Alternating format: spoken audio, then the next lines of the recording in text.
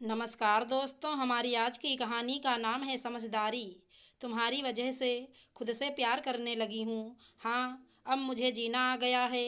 आज अपनी शादी की 50वीं सालगिरह के मौके पर जब सभी रिश्तेदारों और मेहमानों ने संगीता जी के बदले रूप की तारीफ की, तो वो अपने पति को इस बात का क्रेडिट देने से खुद को रोक नहीं पाईं। नागेंद्र जी ने संगीता जी का हाथ अपने हाथ में लेकर उन्हें इशारा किया, अगर तुम समझो तो चारों तरफ प्यार ही प्यार है। संगीता जी और नागेंद्र जी के दो बेटे और एक बेटी हैं। बेटी अपनी ससुराल में खुश है। दोनों बेटे और बहू उनके साथ ही रहते हैं। लेकिन पहले संगीता जी ऐसी नहीं थी। हर समय घर में बहुओं के साथ टोका टाकी, कभी समय से नहीं उठती का रोना, तो कभी उनकी पसंद का खाना ना बनाने का रोना। आज चाय नाश्ता समय पर नहीं मिला तो आज बहू ने घर की सफाई अच्छे से नहीं की। जब तक नागेंद्र जी ऑफिस जाते थे, उन्हें घर की बातों से कोई मतलब नहीं होता। नागेंद्र जी की रिटायरमेंट के बाद एक दिन बहू, ये तुमने क्या बनाया है? मटर की सब्जी। हमसे अब इस उम्र में ये सब नहीं खाया जाता। मटर गोभी और अरबी बादी होते हैं, लेकिन तुम सुनती ही नहीं। तुम्हें अपनी पसंद का खाना बनाना है। अरे हम बूढ़े बुढ़िया कहाँ जाएंगे? मम्मी जी, अब मुझसे भी दो दो सब्जी नहीं बनती। एक खाना बनाने वाली लगवा लो, जो आप कहोगी बना दिया करेगी, मोनिका बोली। अब क्या यही दिन देखने को रह गए हैं कि हम नौकरों के हाथ का खाना खाएं? फिर फ्रिज खोल कर देखने लगीं तो फिर लेक्चर शुरू। फ्रिज भी कितना गंदा पड़ा है, कितने दिन की सब्जियां सड़ रही हैं। इस पर मोनिका मुंह बनाकर कमरे में चली गई। थोड़ी देर बाद संगीता जी अपना और अपने पति का खाना लेकर कमरे में गईं। सुनिए जी, आज मटर की सब्जी से काम चला लीजिए। बहू को कितनी बार कह चुकी हूँ, फिर भी वो यही सब बनाती है। संगीता, मैं सोच रहा हूँ कि एक खाना बनाने वाली को बुला ही लें।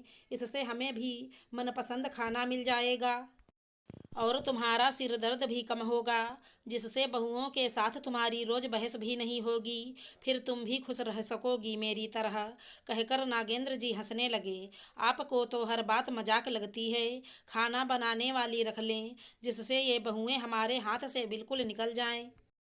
जितना घर में रुक रही हैं, उतना भी नहीं दिखेंगी। क्या इनका फर्ज नहीं है सास ससुर को उनके हिसाब का खाना बना कर दें? क्यों नहीं है? उनका भी फर्ज है। तुम उनको थोड़ी सी आज़ादी देकर तो देखो।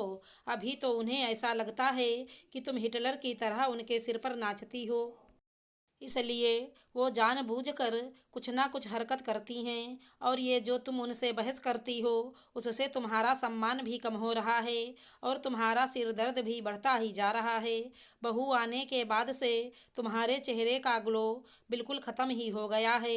अभी से 80 साल की लगने लगी हो और बीमार कितना रहने लगी हो।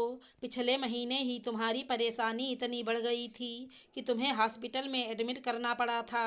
तब इन्हीं बहुओं ने तुम्हारी रात दिन सेवा की थी। हमारी बहुएं दिल की बुरी नहीं, उन्हें बस तुम्हारी टोका टाकी से थोड़ी आज़ादी चाहिए। तुम भूल क्यों गई? तुम भी तो अपनी से काम करके खुश रहती थी। माँ कितना समझाती थी, तुम कमरे में आकर कितना बड़बड़ाती थी। आज जमाना बदल गया है। अब बहुएं मुंह पर ही बोल देती हैं। तुम्हें तो खुश रहना चाहिए। तुम्हारी दो दो बहुएं हैं।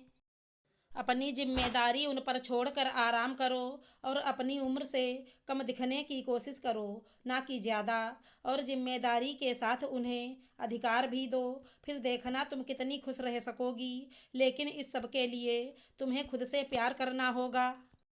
अगर तुम्हें खुद से प्यार होगा तो तुम खुद इन परेशानियों से खुद को अलग कर लोगी। अगले साल हमारी शादी की 50वीं सालगिरह है। अगर ऐसे ही रही तो ऐसा ना हो हमारा साथ बीच में ही छूट जाए।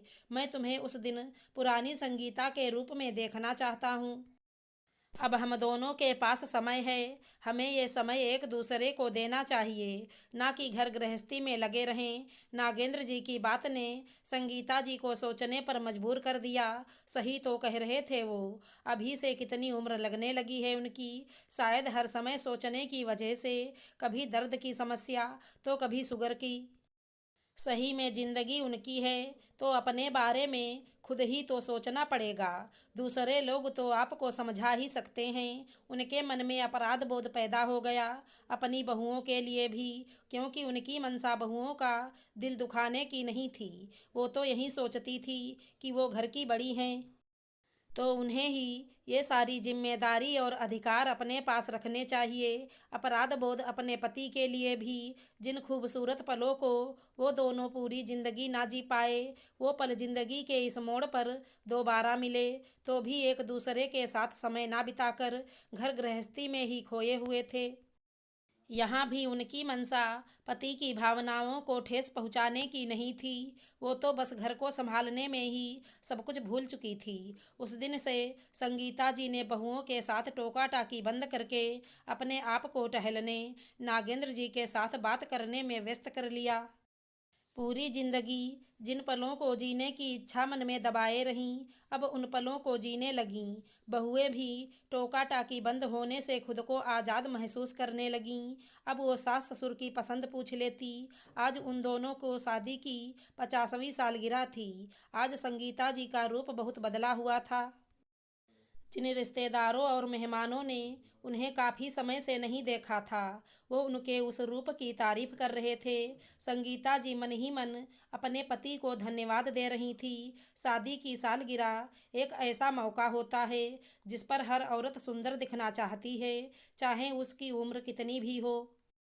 आज सारी बातों से एक तरफ होकर संगीता जी का चेहरा चमक रहा था। और हो भी क्यों ना, उन्हें खुद से प्यार जो हो गया था, वो भी अपने पति की समझदारी की वजह से। आशा करती हूँ हमारी कहानी अच्छी लगी होगी। धन्यवाद दोस्तों।